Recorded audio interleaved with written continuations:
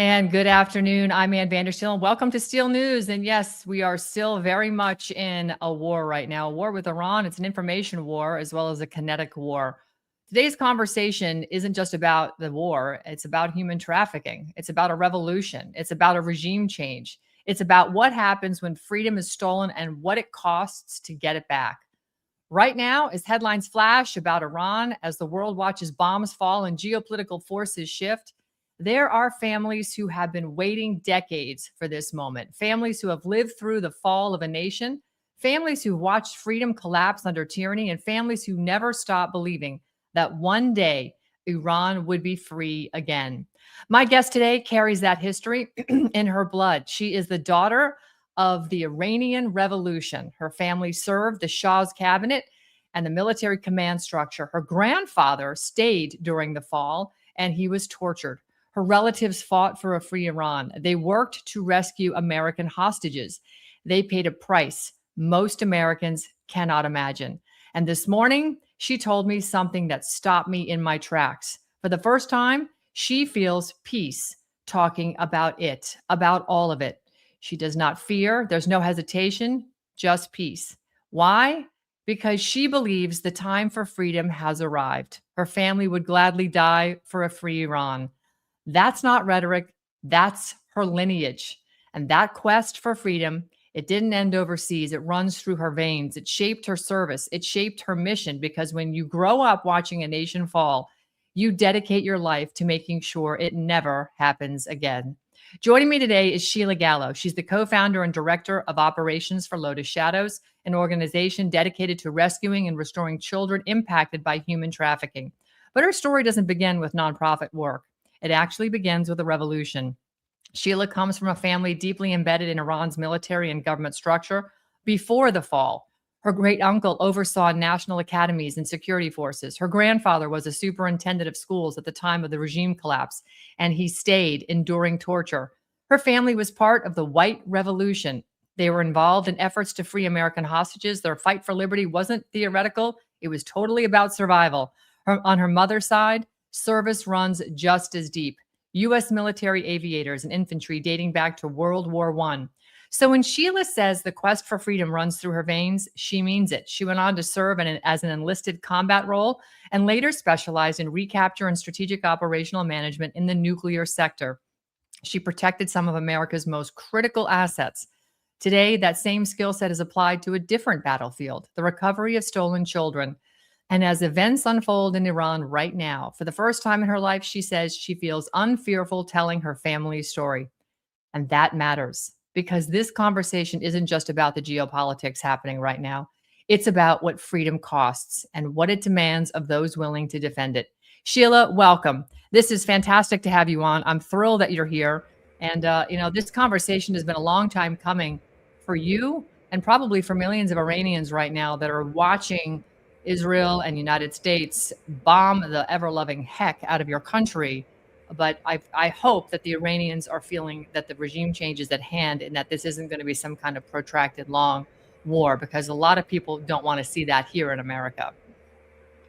Oh, and it absolutely won't be the 20-year war.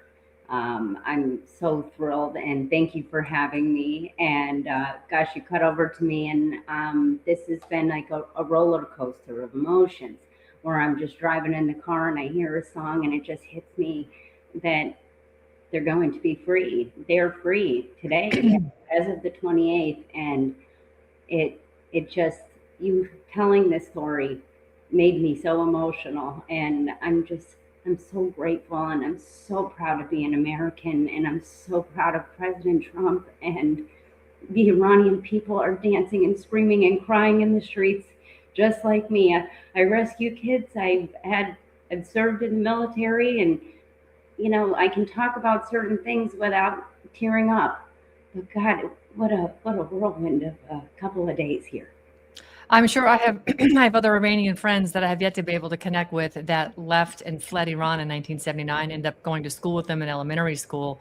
And their family was actually close to the Shah of Iran. They fled when he fell, and they came to America and were incredible, they still are incredible members of society, very much adopting American culture and very proud of becoming American. But, clearly what we're watching right now, some are actually calling the most significant military pressure on Iran in decades.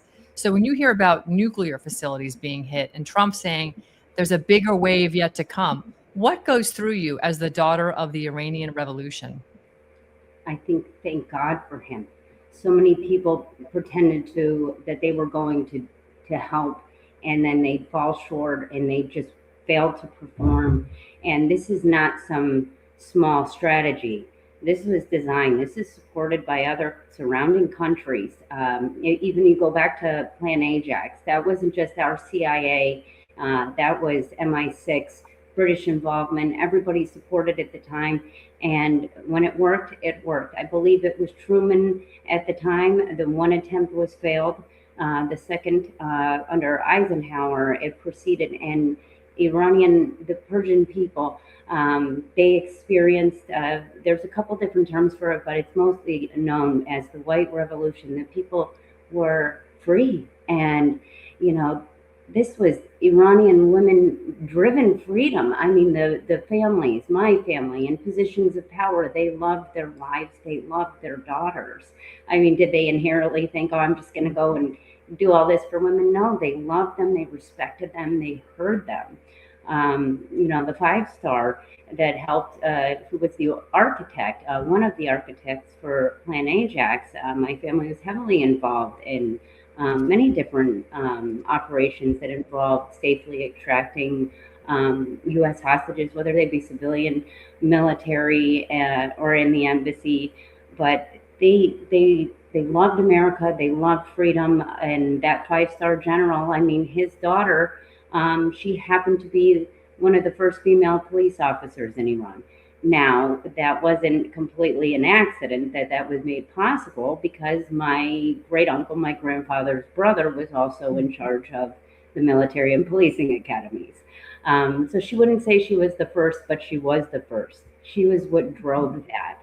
And I admired her so much at the time. Never did I realize how much I would even follow into her footsteps in joining security forces, which at the foundational level, it's a LEO, law enforcement officer of a military nature. You told me this morning, Sheila, that you finally feel peace telling your family's story. What shifted for you? Is it the military posture? Is it the psychological shift? Is it something deeper? It's something deeper, and I have to be honest. We needed Trump. We needed Trump. We needed Pete Hegseth. We needed Secretary Rubio. We needed leaders of the world to care about how the stability of Iran would affect their stability and their wealth. The world as we know it will be forever changed for the better. Iran is the state sponsor of almost all terrorism in the world. People have no idea, and this controlling force, it's freedom. It's like people talk about peace in the Middle East. This is the closest you'll ever see. I wouldn't be surprised to see the country of Iran join the Board of Peace itself. Really? Really. The Iranians love Americans. They love Americans. I mean, to be honest, they're fake Muslim for survival. So many. Did you say they're fake Muslims for survival? Fake Muslim for survival. They were geographically born, let's be honest, the wrong place. If they were born in America, they might be Christian, they might be Jewish, they could be Muslim. But a lot of Iranians are proud Persian people. They love Israel. They go back to Cyrus the Great, who freed Israel, who freed the Jews and placed them in Israel. There's deep affection from the people, not the terrorist regime. Two entirely different things. And this filters out to many different countries, because who funds it? Iran.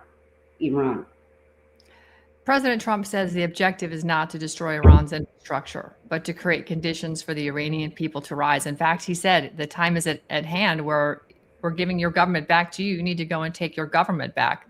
Today, he told the New York Times that potentially he could be looking at boots on the ground. From your understanding of Iranian culture and history, is it realistic that the Iranians can rise up and take their government back, or will it require U.S. boots on the ground to facilitate that? And if so, how long do you think we'd have to be there? Families like mine, uh, Reza Pahlavi, the son of Shah Pahlavi, his people have been planning for this day for 47 long years. When he says, I have a 100-day plan, this is not just himself. These are the families. These are the children. These are the grandchildren of the people that fought for freedom and were creating university for women in Iran. I mean, that was like, no way. That, and most people don't know who Mohammad Mossadegh was, the wielder of hell. This is not a 20-year war. It's so beautiful because they must rise to the occasion.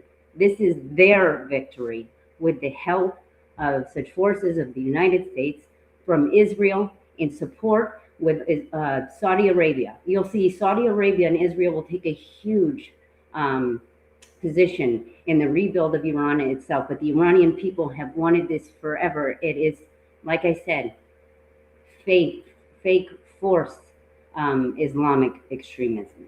It's survival. So this is interesting because this article I'm showing is from the Jerusalem Post, talking about the Pahlavi family has been in the forefront of Middle East news for the past 2 months as a focal point for anti-regime activists who have been protesting in Iran and across the world to denounce the Islamic Republic. So do you see, if Iran topples and the regime is fully removed and the people rise up, will this be a catalyst to sort of denounce the radical Islamic movement that has taken over Europe and is frankly taking over parts of America? I mean, Texas is getting 2 new mosques a month, I think. It's outrageous what's going on in Texas. And it is. And this is all by design. I mean, as far as I know, I see larger numbers. We have 15,000 known terrorist cells inside of our own country. It is head on a swivel time. I hate to say it so sharply, but if you can carry, now is the time to carry, because this is the only way they can fight back. We will liberate Iran, but they will liberate themselves.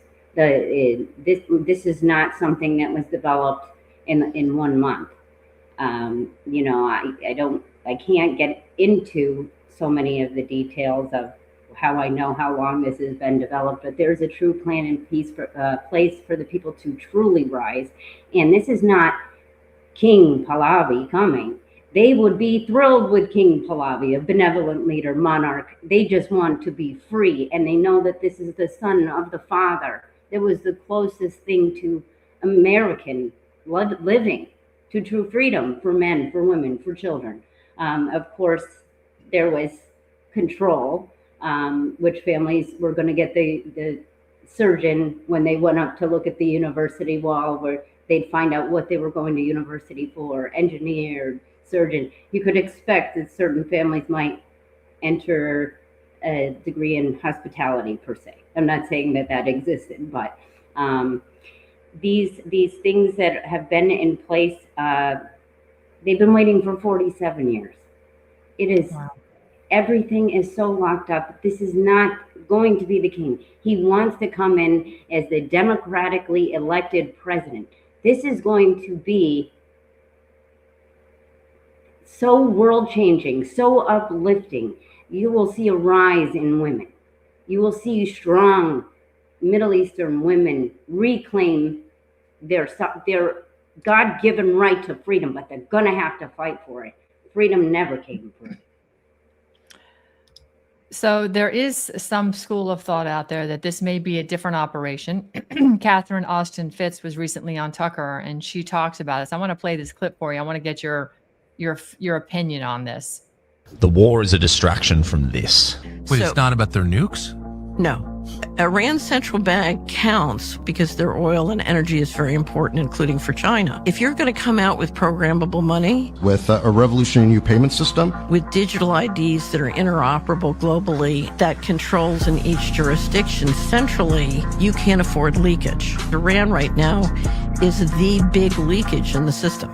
Now, Larry Fink and BlackRock have said We need to move very rapidly. they're planning on trading all stocks and bonds using tokens. All investments on a tokenized platform. What it means is this is going to be, We have one common blockchain. potentially $100, $200, $300 trillion market. $100, $200, $300 trillion market. The wars, the Epstein files, the aliens, AI, it's all to keep you from the truth. The power brokers are trying to preserve US dollar dominance at any costs. All the value is converging into precious metals and soon the digital rails. Put your faith in God and He'll handle the rest. What is your thought on her take on this? Would be the opposite of centralized computing banking. Maybe you think Bitcoin opportunity, people don't realize what a freedom that type of currency is, but we will always work to stabilize the dollar. Sometimes people use the wording so carefully because absolutely do we want to maintain US dollar dominance. But this is more than financial.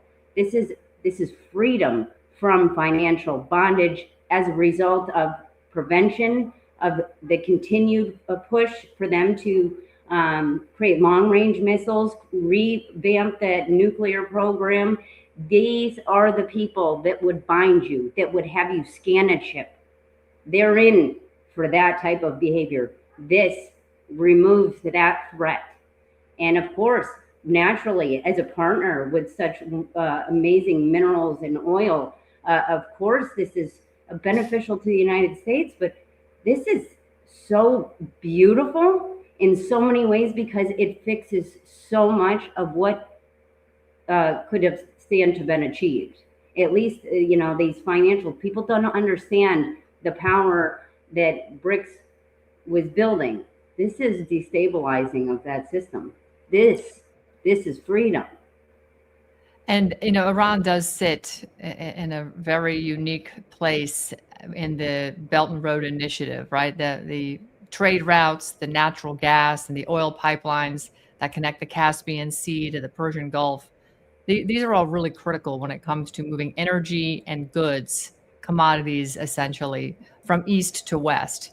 So understanding that we're hearing that China and Russia may be providing support, I think it's pretty obvious they are. They were helping Venezuela to help the Iranian regime survive. How does foreign backing historically affect the durability of authoritarian regimes? Does China and Russia's support have staying power? Well, you'll always see them fund two sides of a war and speak one way and do the other. And at the end of the day, China, Russia, adversaries. The building of BRICS is something against the West, against freedom. And you essentially bring that to, we take control back. We take control back in a revolution. This is so much more than beautiful freedom itself. This is smart thinking. Like people say, oh, everybody's playing checkers while Trump's playing chess. His whole team's playing chess. His whole team is playing chess. This couldn't have been made possible by one man.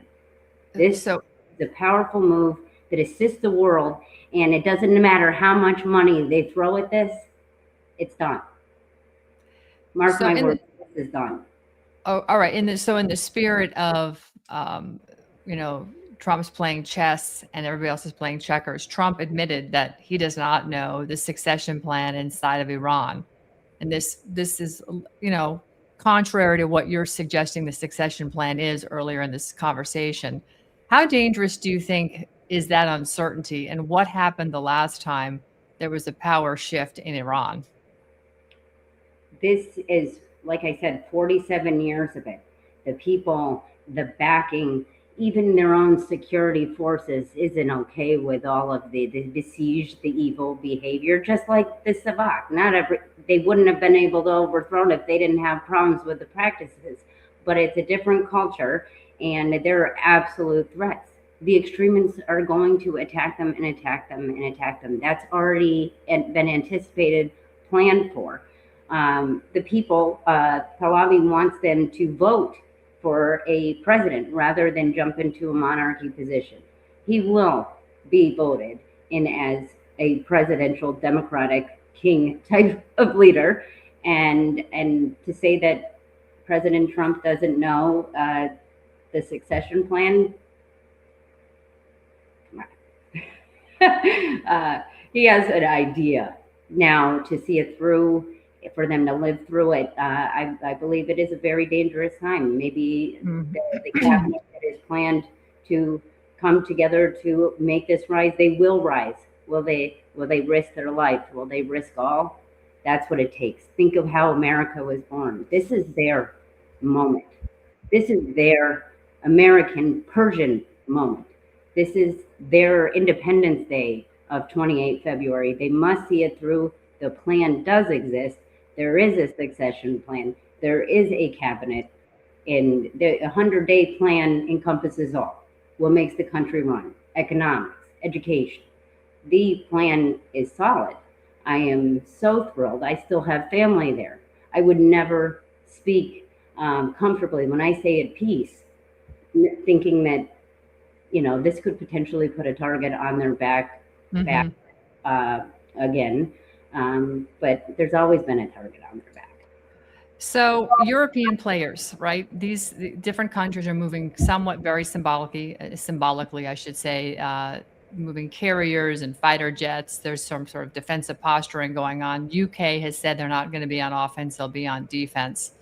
From your perspective, and when you look back historically, and I give credit to Barbara Boyd at Promethean Action, she was talking about this in a live over the weekend on Saturday. It was about a 15-minute piece she did talking about William Knox Darcy, who in the early 1900s was responsible for basically getting what we now know today as British Petroleum out of Iran, discovering the oil there, which really wasn't a matter of a discovery because it was floating on the surface half the time. You could see it. It was so oil rich in Iran. But the British got their stronghold in there in the early 1900s, and they lived off that wealth. They fueled their entire British Navy off the oil coming out of Iran, didn't have to pay a penny for it, while the Iranians went poor, and MI6 and our CIA instigated regime changes in the 50s. And then again, later on, after the Shah had worn out his welcome, according to them, they allowed the religious sect to take over.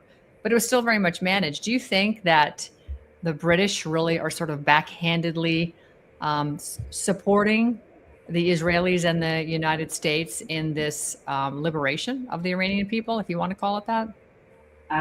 You know, it can go either way. I do think that there is huge support that might not be visible.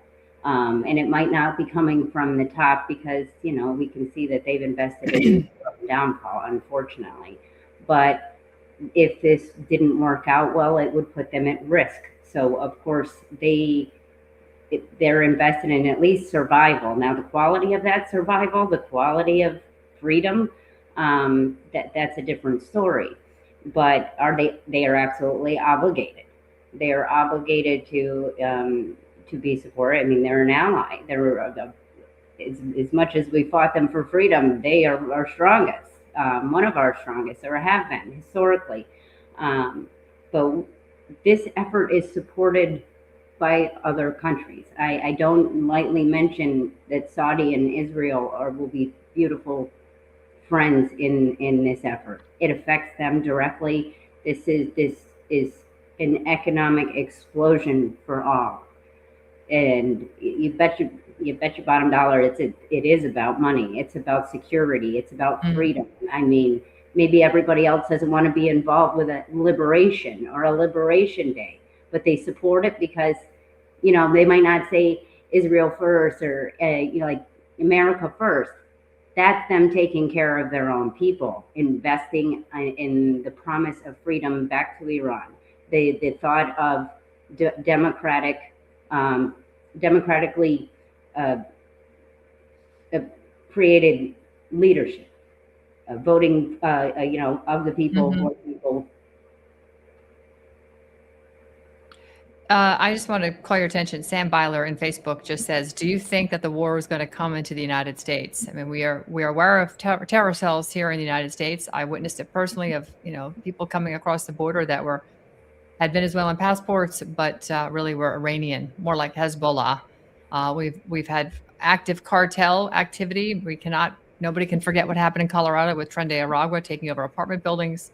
Not to mention just the illegal alien activity that goes on. That's criminal, murderous in this country. Do you expect to see terror cells activated based on what happens overseas if it doesn't go the Iranian way, or the Iranian regime's way, I should say?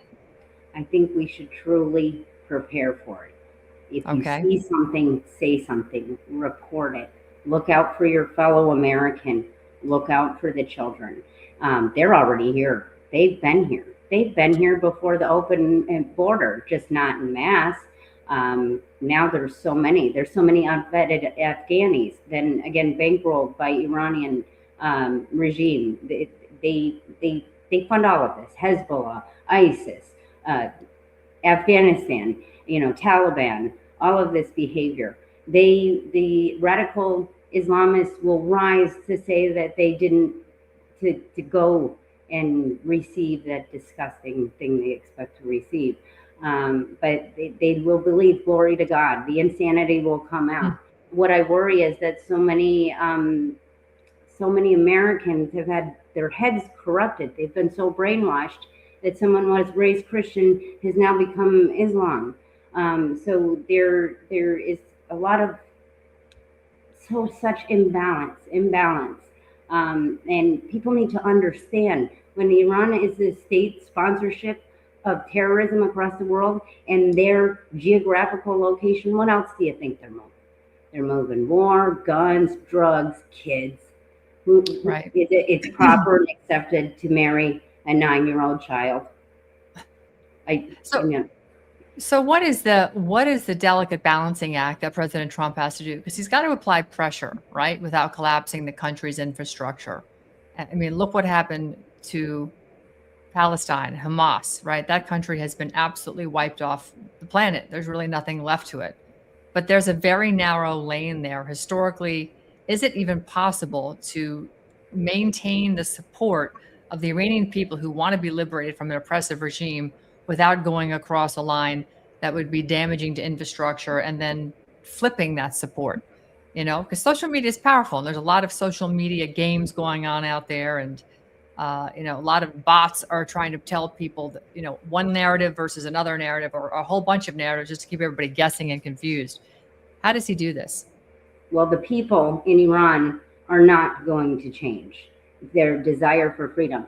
I've heard from so many, my own family included, that this is the time. They are laying down it all. When I say the foundations of America, to give all your wealth, to give everything, these people in the streets, that's what they were doing. They were giving life, everything, for fighting for freedom, to get Trump's attention. Please, we need your help to do it, but we're here and we're fighting, and we're showing you we're fighting.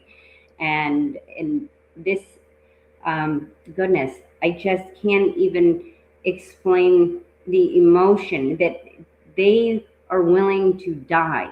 If they are accidentally killed by a bomb, this is what I'm being said. If I'm accidentally killed by a bomb, it was worth it for a free Iran. I don't need to live to see the day. I will know when I see the flash. I will know instantly that my people, my country is free. This is real words, real Persians, real Iranians on the ground saying my death is okay. It's a sacrifice I'm willing to make. And if they accidentally kill me, Iran will be free. That's what this is to these people. There's no amount of propaganda to remove their desire for freedom. They know this is dangerous. They all know this is dangerous. The people that plan to be that cabinet, that structure, they know the biggest target is on their head, and not just their head. This is take out the whole family, the bloodline, so they cannot rise to come again. That is the long game of this. This is historical fact. They don't just take the one, they take as many of the family to cut the bloodline of power. So you said your family would gladly die for Iran, Sheila. That's obviously generational conviction, right? But what does freedom mean to the Iranians who've actually never experienced it? See, history is written by the winners. My grandfather was in charge of education. They threw him in prison 3 times for a reason, because they thought that he was undermining the education system, teaching them the truth and how to rise and to come back again. And he would say, "Oh, no, I'm not. Of course, of course." And the people would scream and scream, "You let him out. You let Abdullah Nemati out. He is hero. He is a good man. He stayed here when he could have fled." The people rose from my own grandfather to get him out of jail. They are fighting. They are teaching everything they can. We have the pictures. We have the history. We have the general and the Shah and 2 uncles took it to 2 different countries and brought it back to DC and put it together. And they're so proud. The 5-star general, my great uncle, my grandmother's sister's husband, he would have the nurses, the American nurses come and look at this. I'm so fancy. I'm Shah's best friend. And they'd be like, "Okay, old man, I don't know who that is." And it was some young nurse just out of college, and she's just like, "Dirty old man." You bet your buddy he was a dirty old man, but he was so proud of that picture. Surviving it was worth death to preserve a photograph. Yeah. So And there's folks in here that are commenting this. Let me see here. I'll put this back up here. Let's see here. Actually, we have experienced it before. Islamic Republic, which was brought into Iran by the UK. We used to be free. And comment again, our grandfathers and mothers told us everything. Like you said, it's been preserved. So what do Americans then misunderstand about what do we misunderstand most, I should say, about the Iranian people versus the Iranian regime? You couldn't be more opposite. When I say fake Muslim, I mean they're Zoroastrian, they're Christian, they're anything but a true belief that they should be covered up. To them, freedom is freedom from a hijab. They don't understand necessarily how far they can go, but they've been taught. People always told the truth quietly, and there have been uprisings, and unfortunately, there was not support. And I was so excited in 2008, and Obama he failed to act, and I was like so thrilled to see them setting up for Neda with the green and the black, and I said, "Oh, here it comes. I've been so excited so many times, and this time it's so true." And it happened on the 28th of February, and I believe he would have had it probably 11 February, because I believe that was the liberation date where the white revolution came, was on the day 11 February. I could be wrong. Please forgive me. So let's talk about human trafficking now, because this is what you're doing. I'm going to actually pull your website up here. You actually have an event coming up. Let's just put this up here right now so folks can see it. I'm actually speaking at it, which is an honor.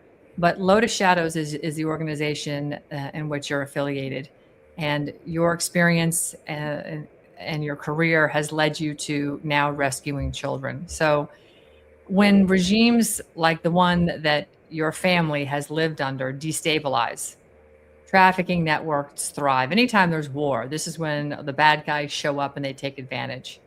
Are you concerned at all about the exploitation spikes during the chaos that's happening in Iran at this point? There always will be. You just think a tornado, a hurricane, you don't think your own people are going to take advantage of a sorrowful situation and make it absolute hell on earth for a child, adult, or anything. And of course, this presents a problem. And people will be trying to steal money, children, women, boys, men, anything their heart desires as they flee. They will run and they will line their pockets, whatever they find valuable. If they find a child that's valuable, they will steal a child. They will take that child with them. Whatever is of value, and it is good versus evil stuff. These Islamic terrorists, they are evil.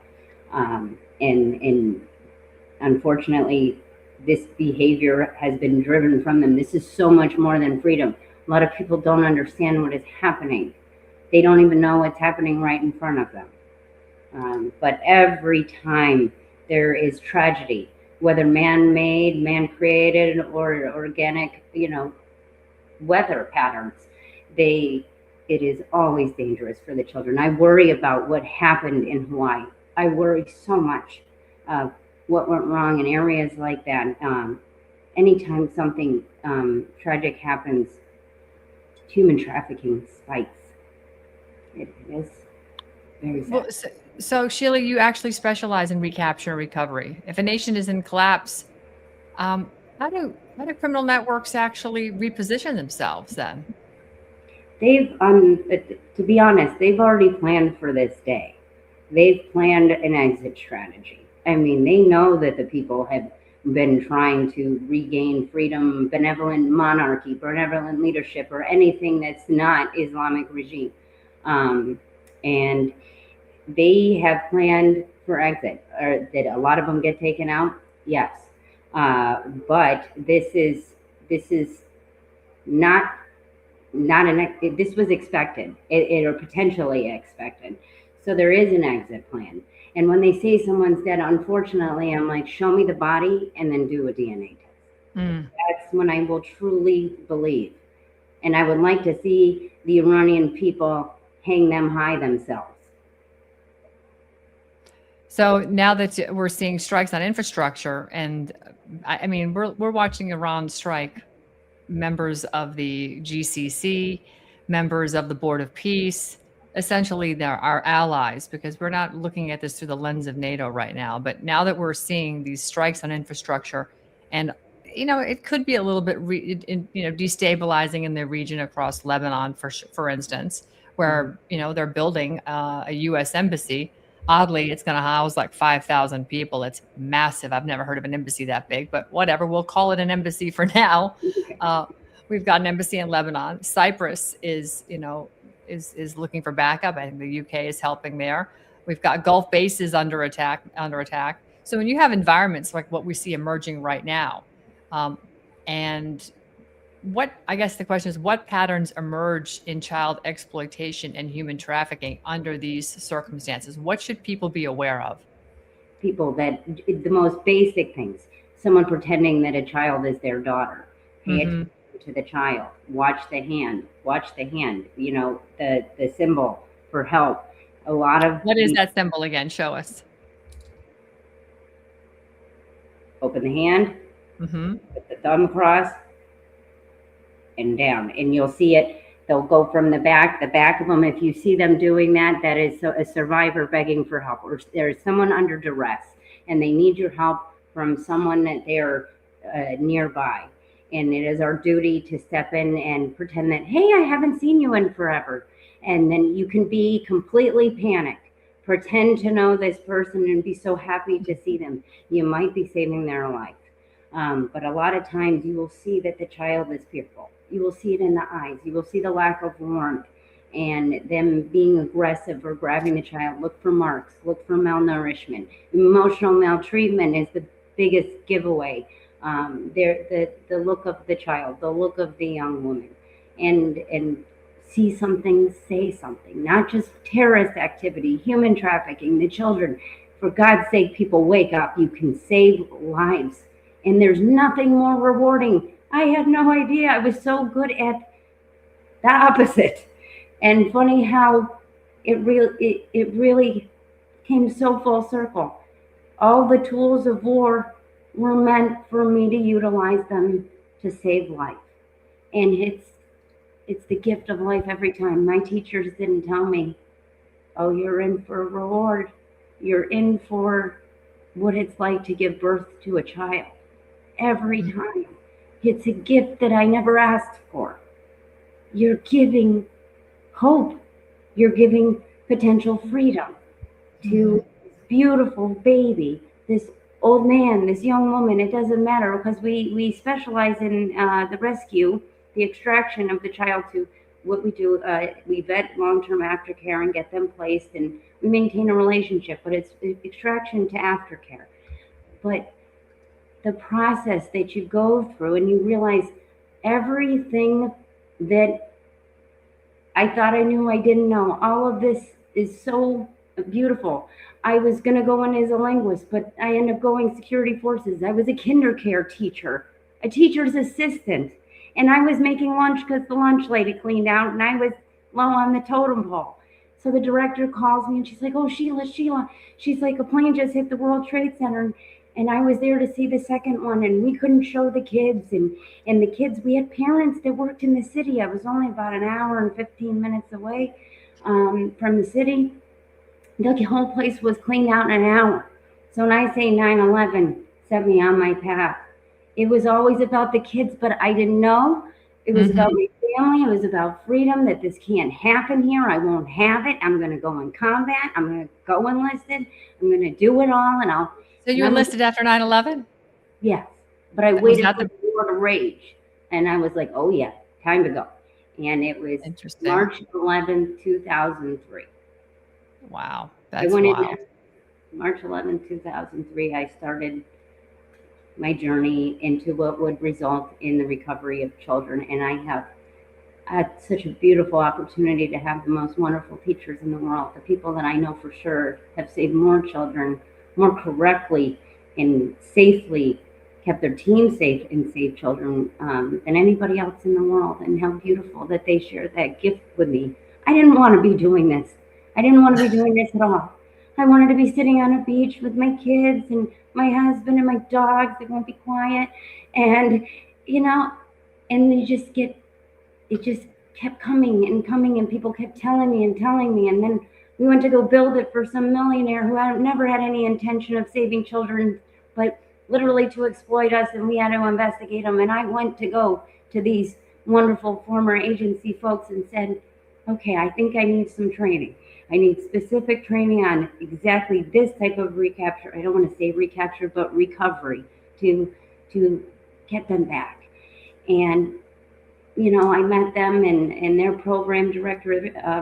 I know you're supposed to talk about yourself, but these wonderful people that are teaching, it's the Association for the Recovery of Children, ARC. And when I met the program director, my soul touched hers, and she said, oh yeah, that will happen. If someone's looking for fame and fortune, they're not the right fit. And then I said, what do I have to do? And they're like, grab 4 of the people that you trust the most in the world and want to go save kids and go do it. And that's what we did. And we're comprised of nuclear operators, SOF members. My husband is also the CEO and co-founder, and he comes from Area Search Platoon. He'll tell you he's an electronics technician. He's a humble guy that saves kids. Anti-piracy ops off the coast of Benghazi. And sometimes, you train for something you never do, but he was willing to give his life for this country all the same.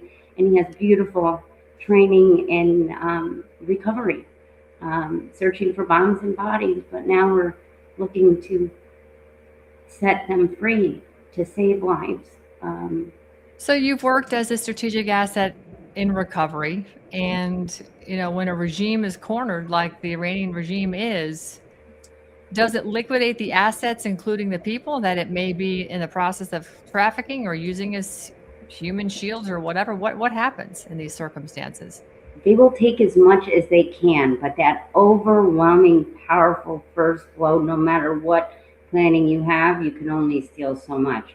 And infrastructure, we've mentioned infrastructure, just buildings and say schools or whatever, hospitals that they might destroy. Persians are smart people, engineers, architects, surgeons. That's what my family were, and they were expected to be nothing less, at least here in America. And they were positioned to be that in Iran as well. But these are sharp people, and they will build it all. They will build whatever is broken in beautiful freedom and beautiful gratitude that they are really going to build. Do you think they care if they don't have a building? The surgeon will treat them in the streets. That's how serious this fight for freedom is. So what does a recovery operation look like, Sheila, in a region that has been destabilized, or in any community that has been destabilized? It can be right here in the U.S. Sometimes you plan and you think you're going to be able to go, and you can be looking right at them, and it's not the right time, and you have to regroup. That's one of the hardest things. Wow. We're Lotus Shadows for a reason. How often does that happen? Not so many times that we've actually had to pull away, but I will tell you, thank God that I am planning always for the worst. And instead of having 2 contingencies, I've got 4.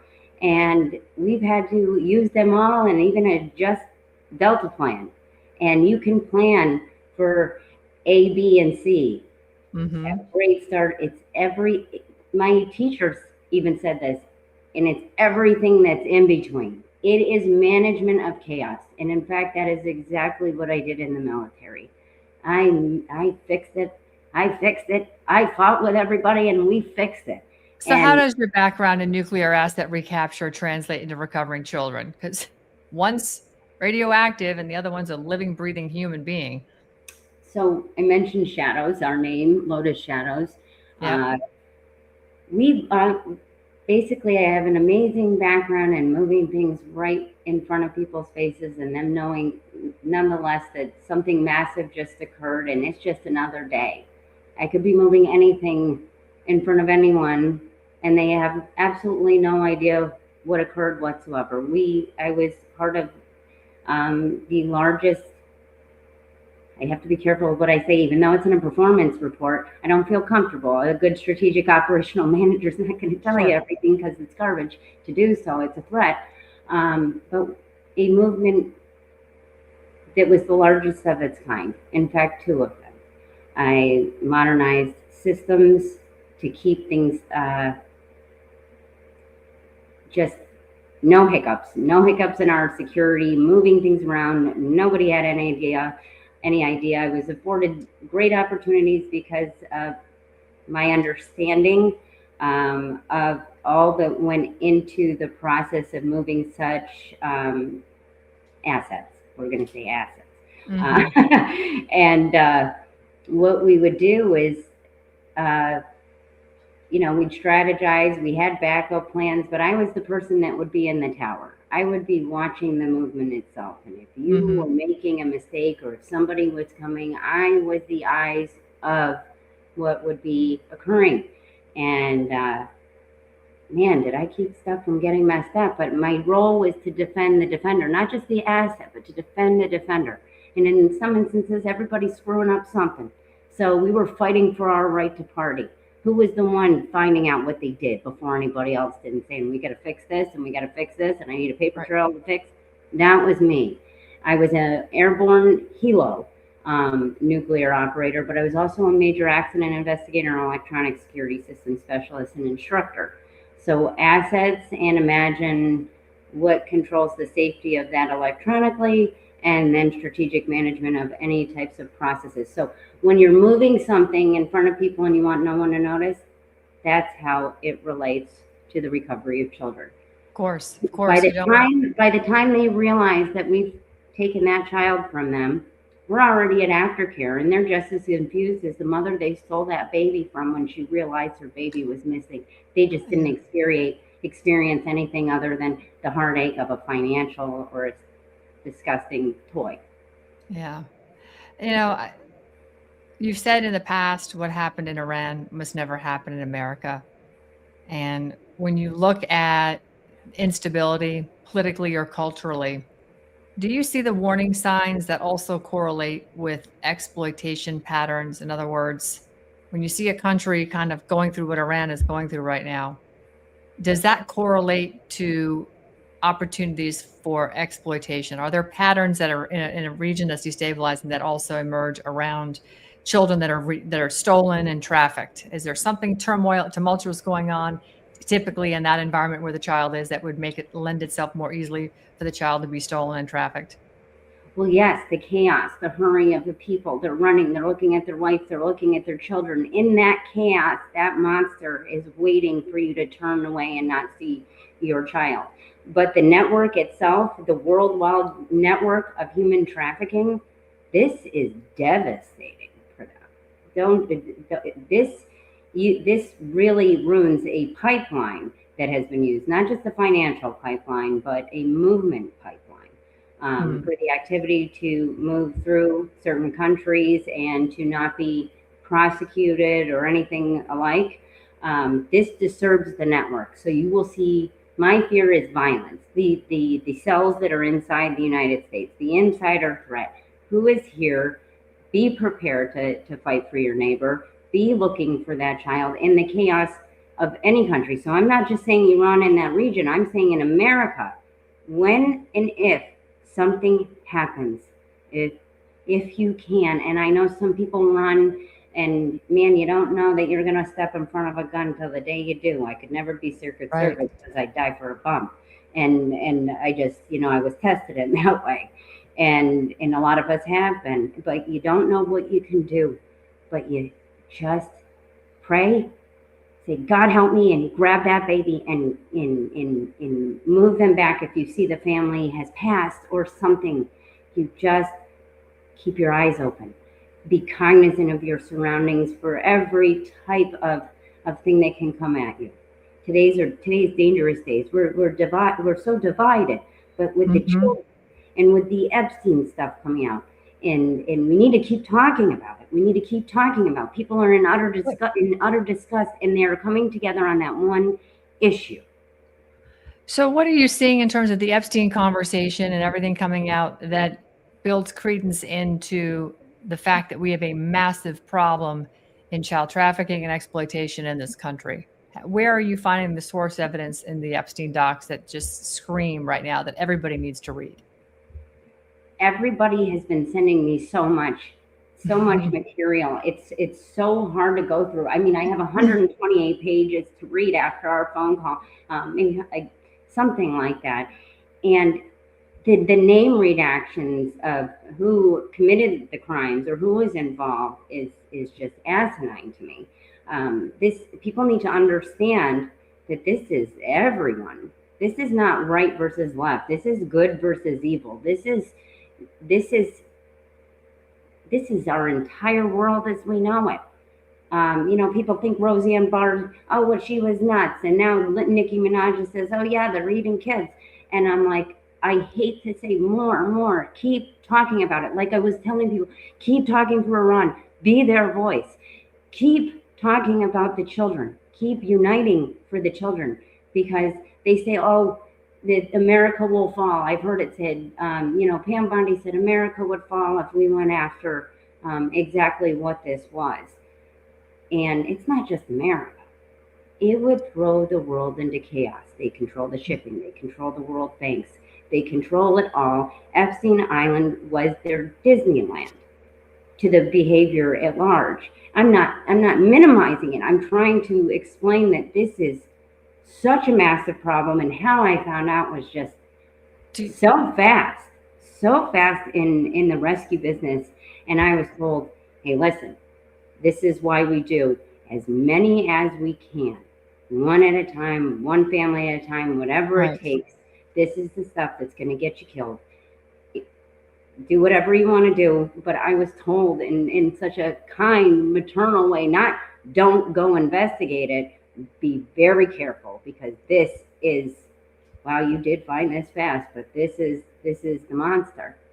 The monster is that the world is involved. This is such a design that we're not self-sufficient. We're dependent on import, export all over the world. Right. Attack the American farmer, attack the Dutch farmer, attack all of it, so that we can't survive collapse, because this would ensue collapse. So when you see the freeing of the Iranian people, it is so optimistic at the opportunity and the people that are involved that would take care of people fighting this fight. These are these Iranian people who love America that would fight for babies and women around the world. And it is kids, male children and men.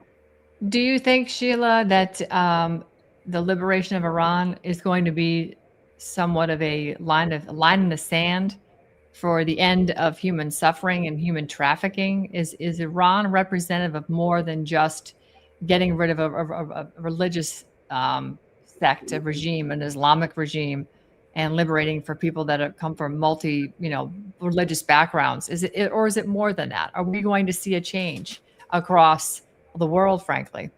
We're going to see absolutely a change across the globe in so many ways. Economic change. It's almost like we're on the good side of risk at the moment. Is BRICS a key component of that? And the fact that they use a gold-backed basket of currencies, is that critical towards stability and world peace from where you're sitting? Financially, whoever is controlling the financial markets is, there's always threat. when we were talking earlier about the American dollar, we need to keep that number one.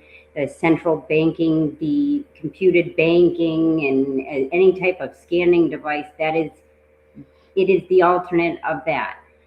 So think in terms of American freedom, financial freedom, pushing the dollar, electronic currency type of like Bitcoin, but not central banking, electronic banking. They can shut you off. That's what they want. Just like it's the same concept of these are the same monsters that are controlling the trade, the banking. The more control they can take, they're going to take. You hear Javier Milei say, don't give them an inch. This is that, but it's not right versus left. It's they're all involved. It's one big club, and we're not a part of it. And just like George Carlin said, and it's sicker than sick. This is like the world itself. The whole world is a psyop that is invested in this type of behavior because they don't have a choice, because they fund the monsters that control the world, that would destabilize the world. You think of war-torn, impoverished places, the entire world would look like that unless everybody unified. Americans are amazing under struggle. We come together, we take care of each other.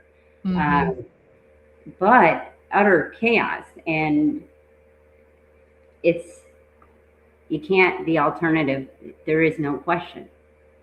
We have to continue to fight for freedom from all of it. But when we talk about trafficking, would it mitigate all the trafficking? In order to even rescue all the children and adults in the world that are being trafficked, we would need something as big as the United States prison system, but in every country in the world. And you'll never get rid of it, because this trafficking has existed since the beginning of man. It is the human. It is the human condition. This is where God gave you a choice, and you chose Satan, and you can't stop that from being a part of the human condition of choice. So these monsters have been here from the beginning, that were willing to do this behavior, and how to control their ability to continue satanic behavior.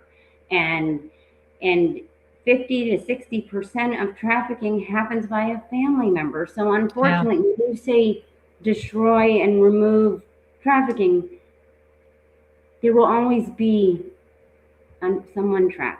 There will always, prostitution, the oldest job known to man. It's heartbreaking, but it is reality. And I wish I could be the super optimist, because I am full of hope. But what this looks like is the best version possible moving forward today to get towards a somewhat utopia. Fantastic. Sheila Gallo, we have, you have an event coming up that I'll actually be participating. Lotus Shadows has a Save the Children fundraising dinner Sunday, April 19th, in just a couple of months, actually, not even, from 2 to 6 o'clock in Venice at the Venice Community Center. Folks can find out more about this if you go to lotus-shadows.org. In fact, I have the website on the description box if you're watching this on Rumble or YouTube. Facebook, it's also published out there as well, Lotus Shadows. And general admission is $30. If you want a vendor booth, it's $75. And if you want to sponsor a guardian table, it's $1,000. I think it's a wonderful organization. It is a 501c3 nonprofit, and their tax ID number, everything is listed. So please, folks, our children are our future. And if we value the future, we must value the children. And as I keep saying over and over, I said it on the trafficking space last night. How do you make America great again if your families aren't great, if your children aren't great? That is the future, and that's the cornerstone of our country, of the families. That's what's made our country great, and that's what will make us great into the future. In fact, it makes every country great when the children are valued and protected and loved. Ending human trafficking, particularly child trafficking, has to happen. And Sheila Gallo, you are one of the women on the front lines, and I know you know and work with people like Mary Flynn O'Neill, General Flynn's sister, who runs the America's Future organization. She's the president over there, but she's very involved in human trafficking and CPS, as am I. And that is another form of trafficking. So it has just been an honor to have you on today. I'd like to give you the floor to kind of, land the plane here on where you see things right now. I see things. I believe we should be very hopeful. We need to be praying for our troops right now. We need to be keeping our eyes open. You need to be looking at what your kids are exposed to. You think they're playing a game. Please excuse me. They're grooming them through the video games. They're pretending to be 10-year-old children. They're giving them the toys in the video games, and then they're saying, oh, go to the stop sign 2 houses away. I know you can't leave, and I'm going to give you the plushie for my game. My mom's just going to stop at the stop sign, and I'll throw it out. The child leaves the house. This could happen in 2 weeks. This could happen in 2 years. They leave the house to go get the plushie just 2 houses away, and they're gone forever. Pay attention to what they're looking at, and kids are smart. They know how to hide this from you guys. We are a human trafficking rescue organization, and we could use all the help in the world. And a lot of times it was so uncomfortable to say, well, how can we help you? We need help to fund the missions. It was so hard to say that we need funding. People don't realize everything it takes to make this happen. And thank you for listening. And I hope that you can support us. And if possible, please attend our event on 19th April at the Venice Community Center in Venice, Florida. And thank you also, Anne, for being a part of that program. It means a lot to me. Oh, absolutely. Listen, as I said, I'm very focused on child trafficking through the Child Protective Services agencies that are plaguing 50 of our states, including our federal government, American Children and Families, and the funding that comes out of the federal government. We've got to stop that funding because it's just feeding parasitic non-governmental organizations and organizations that don't have the best interests of children and families. They are actually more inclined to keep you separated and put your child in harm's way. And it's been proven through the Secretary of State's Trafficking in Persons report on 2019 that the foster care system is the #1 place for child predators to go and harvest children. So, this has to end. We can't have a great future without great kids. So, Sheila Gallows, thank you so much for your time today. I truly, truly appreciate you stopping by. Thank you. Have a beautiful rest of your day. You too.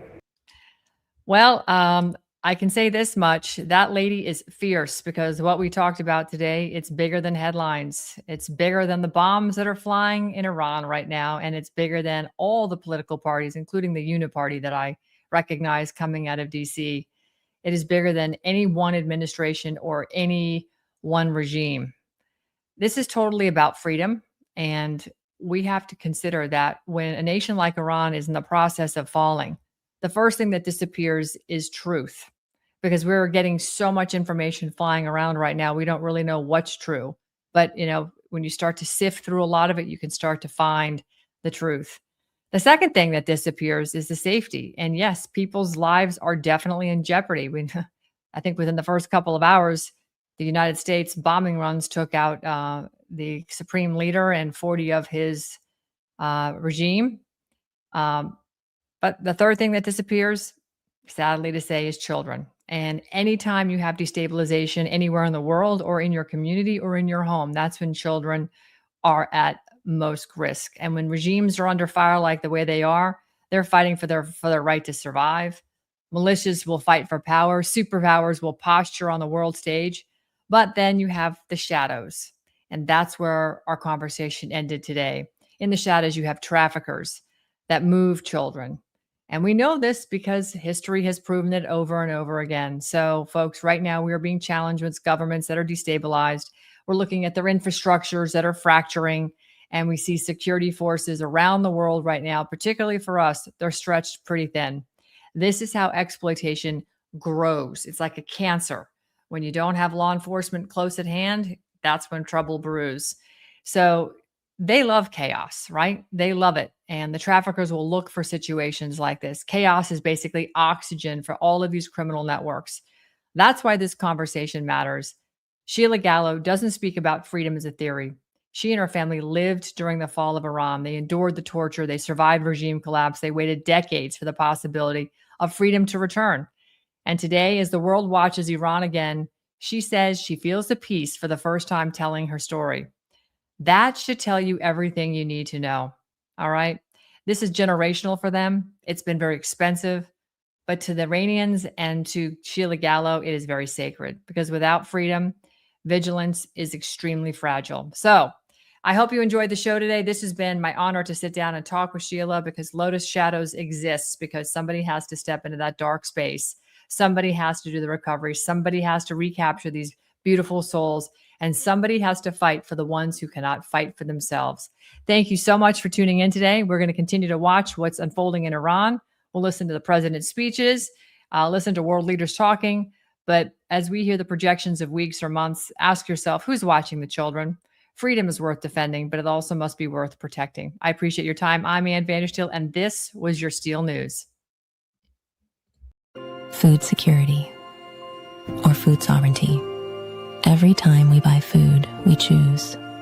Glyphosate exposure is exploding, and people are asking, why is food so expensive? This is why we do what we do. Organic fields, thriving orchards, the purest ingredients straight from the earth. From our farms to your family, we do the testing so you don't have to. You save time, you save money, and our regenerative farms continue to grow. It's time to remove what does not belong. Rebuild with cleaner inputs. Support the farmers with the future in mind. This isn't a trend, it's a shift. We still have a voice. We still have a choice to vote with our dollars for a healthier America today. Tap the link. Are you ready to take your health back? At VandersteelHealth.com, I trust Purium's powerful superfoods to fuel my body with clean, plant-based nutrition. And in a world filled with toxins, Biomedic is designed to help support your body's natural detox process, even from glyphosate exposure. Real nutrition, targeted support, no junk. Go to VandersteelHealth.com and take control of your health today.